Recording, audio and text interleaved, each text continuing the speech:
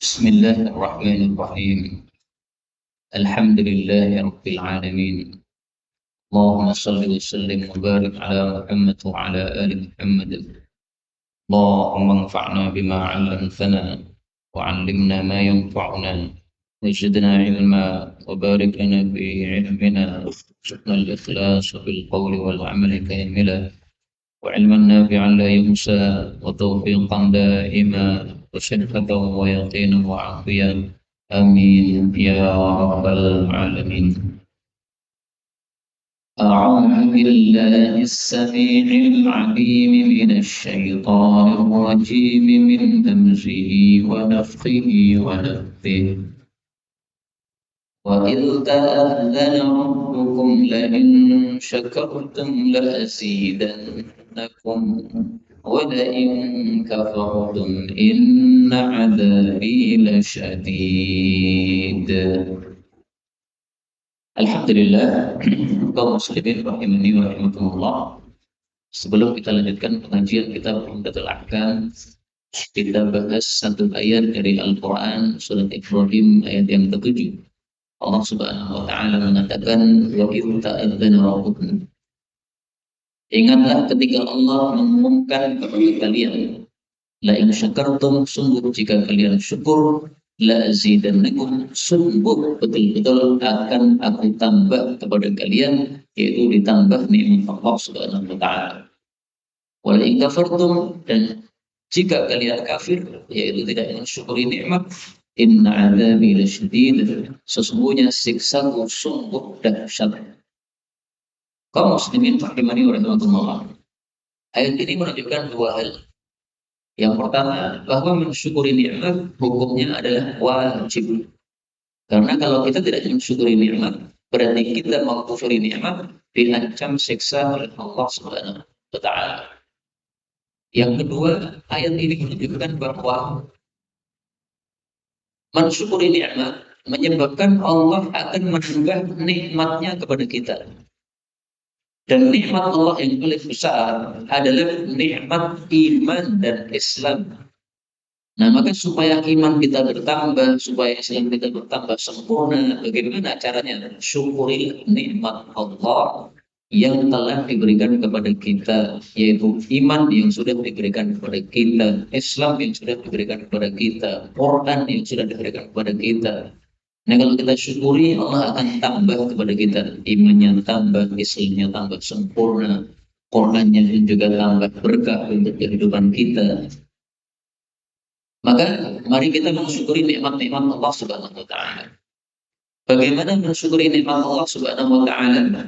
Para ulama mengatakan mensyukuri nikmat itu ada tiga macam. Yang pertama adalah syukru al-jinan. Mensyukuri nikmat dengan hati kita. Yang kedua adalah syukru al-lisan. Mensyukuri nikmat dengan lidah kita. Yang kedua, yang ketiga adalah syukru al-arkan. Mensyukuri nikmat dengan anggota tubuh kita. Allah kasih kita nikmat, kita syukuri dengan hati. Maksudnya, hati kita mengakui ini nikmat semuanya dari Allah. Orang yang diberi kekayaan oleh Allah, jangan sekali-kali hatinya sombong mengatakan saya memang cerdas. Sehingga kalau saya mengumpulkan duit selalu saja berhasil, sukses, tidak pernah gagal. Nah, ini orang sombong tidak mensyukuri nikmat Allah. Mestinya kita syukuri nikmat Allah, kita mengatakan ini kekayaan, semua ini yang saya kuasai, ini rumah yang mewah, kemudian mobil yang banyak, kemudian uang yang melimpah-ruah. Ini semuanya semata-mata karena Allah kasih saya. Allah tidak kasih saya tidak ingin menguasai sepeser pun. Nah, ini berarti mengakui dengan hati. Kemudian yang kedua, mensyukuri dengan lisan, yaitu kita mengucapkan Alhamdulillah. Kalau kita tambahi Rabbil Alamin, maka lebih utama lagi. Karena sebagaimana hadis yang sudah sering saya tampilkan, tapi ini ditampilkan lagi. Rasulullah Shallallahu Alaihi Wasallam bicara tentang fadilah mengucapkan Alhamdulillahi Rabbil Alamin. Apa fadilahnya? Fadilahnya kata Nabi Shallallahu Alaihi Wasallam, Man qala, barang siapa yang mengucapkan alhamdulillahi rabbil alamin, ucapan alhamdulillahi rabbil alamin, kutibat lahu 30 hasanah, dicatat untuknya 30 pahala. Wa hutta anhu 30 khati'ah, digugurkan darinya 30 dosa. Hadis riwayat Imam Ahmad, derajatnya sahih. Nah, maka dulu saya rancu, saya mengatakan fadilahnya 3, dicatat 30 pahala, digugurkan 30 dosa, ditinggikan 30 derajat. Ini tambah di saya rancu. Ini hadis yang lain, bukan bicarakan ini. Dan benar adalah fadilahnya 2, dicatat 30 pahala, digugurkan 30 dosa. Hadisnya riwayat Imam Ahmad, derajatnya sahih. Nah, maka setiap kita mendapatkan nikmat, marilah kita ucapkan apa? Alhamdulillahi rabbil alamin. Dan jangan lupa di dalam Islam kita juga disyariatkan mengucapkan alhamdulillah ketika mendapatkan musibah. Karena ketika mendapatkan musibah kita mengucapkan alhamdulillah, itu tanda hati kita rela terhadap apapun yang ditakdirkan oleh Allah. Allah kasih musibah sehingga kita susah, ya susah boleh, ya musibah susah. Anak mati itu kan susah, tapi tetap hatinya rela. Alhamdulillah, alhamdulillah. Ada seorang wanita tua naik bis karena bisnya ngering mendadak gara-gara ada anak kecil yang kurang. Maka akhirnya bisnya ngering mendadak, wanita tua itu terpelanting jatuh dalam bis tadi sampai mendekati ke pintu bis. Untungnya belum sampai jatuh, tapi dia cedera, keluar darah, nyonyor wajahnya. Tapi apa yang dia ucapkan? Sama sekali tidak mengeluh, dia mengatakan alhamdulillah. Maka orang-orang heran, loh nenek kenapa mengucapkan alhamdulillah? Padahal Anda jatuh sampai nyonyor begini. Yang lain-lain tidak berdarah, cuma kaget saja. Keceduk kepalanya pada kursi depannya. Tapi ini sampai terpelanting jatuh karena dia sudah orang tua. Maka dia mengatakan apapun yang diberikan oleh Allah kepada saya adalah kebaikan. Karena Allah itu maha al-barru, maha baik. Sehingga gak mungkin Allah ngasih saya keburukan, gak mungkin. Masya Allah. Ini seorang nenek tua, bukan ulama, bukan orang yang berilmu banyak, tapi paham betul bagaimana mensyukuri nikmat Allah. Dia menganggap bahwa ini pemberian dari Allah. Allah ngasih saya nyonyok seperti ini dari Allah. Ini harus saya terima dengan lapang dada. Bagus seperti ini. Coba kalau kita pikirkan, orang hanya terjerembab akhirnya berdarah mukanya, lebih bagus mana dengan kalau dia jatuh ke tanah, keluar dari bis sampai kepalanya pecah, mana lebih bagus? Kan lebih bagus yang nyonyor wajahnya saja tadi kan. Nah, ini perlu disyukuri seperti ini. Nah, ini satu pelajaran yang penting untuk kita supaya kita bisa mensyukuri apa yang diberikan oleh Allah Subhanahu wa taala kepada kita. Yang ketiga adalah syukur arkan, mensyukuri nikmat dengan anggota tubuh.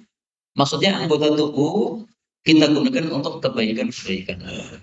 Mata untuk baca Quran, tangan untuk bersalaman ketika berjumpa dengan teman, wajah untuk tersenyum ketika berjumpa dengan teman, badan untuk sholat, tahajud dan sebagainya. Nah, itu adalah syukur arkan. Ini semuanya sesuatu yang disyariatkan dalam Islam.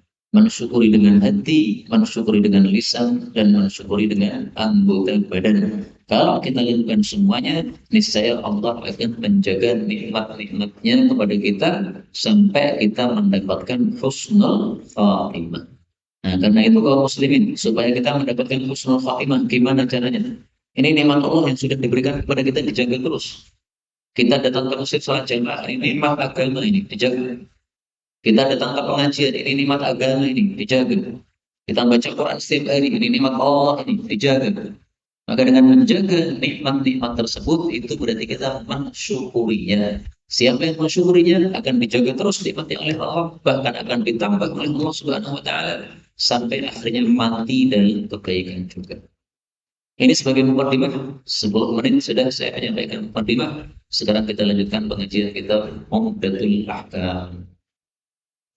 Kita sudah sampai pada hadis 343. Ini masih bicara tentang kriminal atau tentang hukum kisos bagi perbuatan kriminal. Hadis 343. Qala al-muallif rahimahullahu ta'ala wa nafa'ana bihi wa bi ulumihi fid dharain amin. An Imran bin Husain radhiyallahu anhu anna rajulan, bahwasanya ada seorang laki-laki adha menggigit yada rajulin, tangannya seorang laki-laki yang lain. Fanasa yadahu, maka dia pun mencabut tangannya yang digigit tadi, min fihi, dari mulutnya dia, mulutnya yang menggigit. Fawaqa'at, maka rontoklah, jatuhlah saniyadahu, kedua gigi serinya. Fakhtasama, maka keduanya lapor ila Nabi, kepada Nabi sallallahu alaihi wasallam. Faqala, maka Nabi mengatakan, ya abdu, menggigit ahadukum, salah satu kalian, akhahu, saudaranya sesama muslim, kama ya abdu, sebagaimana menggigitnya al-fahlu, binatang pejantan ketika bertengkar dengan binatang yang lain. La dia tidak ada dia, tidak ada ganti rugi untuk kamu. Hadis ini sahih. Hadis ini menunjukkan bahwa kalau ada orang bertengkar, kemudian salah satunya berbuat kriminal kepada yang lain, maka yang diperbuati kriminal ini membela diri. Akhirnya yang berbuat kriminal mendapatkan musibah, giginya rontok tadi. Maka di sini tidak ada ganti rugi. Kenapa? Salahnya dia yang berbuat kriminal itu menggigit. Kalau bertengkar selama muslim, jangan sampai jotos-jotosan, jangan sampai gigit-gigitan. Udah cukup mulutnya saja yang bertengkar. Jangan dilanjutkan dengan fisik. Karena kalau dilanjutkan dengan fisik, ini namanya kriminal. Dia berbuat kriminal kepada saya, menggigit tangan saya. Nah, saya nggak mungkin lepaskan tangan saya, terputus ini, saya tarik tangan saya. Nah, begitu saya tarik, gigi dia rampal, salahnya dia. Seandainya dibalik, saya yang memukul, saya pukulkan kepada mulut dia, terkena giginya rampal. Nah, seandainya seperti itu kejadiannya, saya menanggung ganti rugi. Kenapa? Saya berbuat kriminal, yaitu saya memukul. Tapi dalam kasus ini berbeda.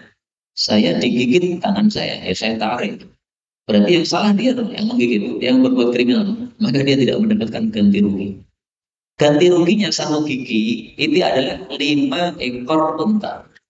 Jadi semestinya karena dia ini 2 giginya jatuh, dia mestinya dapat ganti rugi 10 ekor unta. Semestinya. Tapi karena dialah yang berbuat kriminal, dia tidak mendapatkan ganti rugi sama sekali.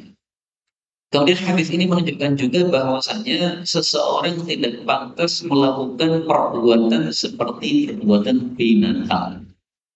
Yang tukang gigit-gigit ini kan binatang, Pak. Nah, maka muslim selama muslim bertengkar gigit-gigitan. Nah, ini tidak benar kan ini. Ini tingkahnya seperti tingkah binatang. Karena itu dalam Islam tidak boleh kita manusia melakukan perbuatan mirip dengan binatang. Seperti yang kemarin sudah saya sampaikan. Sholat dilarang terlalu cepat karena ini seperti perbuatan jago memakan jago. Terlalu cepat begini, tidak boleh. Demikian juga makan kerupuk digantung, sehingga seperti binatang, makannya langsung dengan mulutnya. Ini kan binatang seperti ini. Ini perlu dijelaskan kenapa banyak umat Islam bagus sebenarnya sudah Islam, tapi karena tidak ngaji hadis seperti ini nggak paham, maka harus dipahamkan. Manusia itu harus beda dengan binatang. Manusia dikasih tangan untuk apa? Satu tangan kanan untuk makan, satu tangan kiri untuk cebok. Itu diciptakan oleh Allah seperti itu. Nah, kalau tangan diciptakan oleh Allah untuk itu, malah kita tidak pakai, malah kita makan langsung dengan mulut seperti bebek atau binatang-binatang. Nah, ini berarti tidak mensyukuri nikmat tangan kita dari Allah Subhanahu wa Ta'ala. Maka kembali ke pelajaran yang tadi saya sampaikan, kalau kalian syukuri nikmat, saya tambahi nikmat. Kalau kalian kufuri nikmat, akan saya berikan siksa. Na'udzubillahi min syarri dzalik. Nah, maka tolong ya umat Islam, Diperhatikan betul-betul, jangan sekali-kali melakukan perbuatan tingkah seperti tingkah-tingkah binatang. Dilarang di dalam Islam. Rasulullah mengatakan, "Laisa lana mathalus saw." Tidak pantas umat Islam punya permisalan yang jelek. Seperti binatang itu berarti permisalan jelek. Karena manusia lebih utama daripada binatang, derajatnya lebih tinggi. Kemudian dari hadis ini juga kita ambil pelajaran bahwa fakta sunnah ini dua sahabat Nabi bertengkar. Maka sahabat Nabi itu manusia biasa, kadang-kadang bertengkar, kadang-kadang ada gesekan satu dengan yang lain. Bahkan Abu Bakar sama Umar radhiyallahu anhu pernah bertengkar. Abu Bakar sama Umar bertengkar. Akhirnya setelah bertengkar, Abu Bakar nyesal. Maka karena nyesal dia datang kepada Nabi Sallallahu Alaihi Wasallam. Sampai di hadapan Nabi paham ini wajahnya orang lagi susah ini. Kemudian setelah Abu Bakar datang kepada Nabi, akhirnya Sayyidina Umar juga nyesal. Kenapa tadi saya bertengkar sama Abu Bakar? Akhirnya karena dia nyesal, dia cari di mana Abu Bakar. Dia datangin Abu Bakar, mau minta maaf sama Abu Bakar. Ternyata Abu Bakar sudah pergi ke rumah Nabi Sallallahu Alaihi Wasallam. Maka dicari oleh Sayyidina Umar, datang ke rumah Nabi. Ternyata Nabi di Masjid Nabawi bersama para sahabat-sahabatnya. Maka begitu melihat Sayyidina Umar, Nabi langsung murka Nabi. Maka Nabi mengatakan, kenapa kalian tidak membiarkan sahabatku ini Abu Bakar As-Siddiq, jangan diganggu-ganggu. Nah, sejak hari itu tidak pernah ada sahabat satupun yang berani mengganggu Sayyidina Abu Bakar. Tidak ada yang berani bertengkar sama Sayyidina Abu Bakar. Nah, ini pelajaran penting bagi kita bahwa sahabat-sahabat Nabi pun manusia biasa, kadang-kadang bertengkar. Artinya tidak ada yang maksum selain para nabi. Karena itu pendapat yang kita pilih insya Allah adalah bahwa kita tidak boleh tabarrukan mengambil barokah kecuali kepada Nabi Muhammad SAW. Kenapa kepada para solihin kita tidak mengambil tabarruk barokah dari bekas-bekasnya, dari pensinya, dari komisnya, enggak. Kenapa? Memang beda antara Nabi dengan selain Nabi. Nabi maksum, selain Nabi tidak maksum. Nabi keringatnya wangi, selain Nabi keringatnya tidak wangi. Kalau mau tabaruk sama orang-orang soleh, tabaruk dengan doanya. Datang kepada orang soleh, tolong saya didoakan. Ini orang soleh kan doanya mustajab. Nah, maka kita minta berkah dari doanya saja, bukan dari bekas-bekas tubuhnya, keringatnya, badannya, dan sebagainya. Dan kita lanjutkan 344. Wa 'anil Hasan bin Abi Hasan al-Basri radhiyallahu anhu qala haddatsana telah menceritakan kepada kami Jundub bin Junadah radhiyallahu anhu fi hadzal masjid, di masjid ini, wa ma nasina, dan tidak kami melupakan minhu darinya haditsan satupun hadis, wa ma nakhsha, dan kami tidak khawatir ayyakuna Jundub, bahwasanya adalah Jundub radhiyallahu anhu sahabat Nabi kadzaba, berdusta ala Rasulillah, atas nama Nabi sallallahu alaihi wasallam. Qala Jundub berkata, qala Rasulullah sallallahu alaihi wasallam, kana adalah fiman, pada orang-orang kana qablakum, yang ada sebelum kalian dari umat terdahulu, rajulun, ada seorang laki-laki bihi jurhun, yang padanya ada luka, fajazi'a, maka dia keluh kesah. Keluh kesah itu tidak sabar. Fa'akhadha, maka dia ambil sikinan, pisau. Fahazza, maka dia potong biha, dengan sikin tadi, dengan pisau tadi, yadahu, tangannya sendiri. Untuk apa? Tangannya, jarinya dipotong supaya keluar darah, supaya dia mati, dibunuh diri. Fama raqa'at dam, maka tidaklah berhenti darahnya, hatta makan, sampai dia mati. Allah Azza wa Jalla, maka Allah Azza wa Jalla mengatakan, abdi hambaku badarani, dia mendahului aku, binafsihi, dengan dirinya sendiri. Maksudnya dia bunuh diri sehingga menghendaki mati sebelum waktunya. Haram, saya haramkan alaihi, terhadapnya, al-jannah, untuk masuk surga.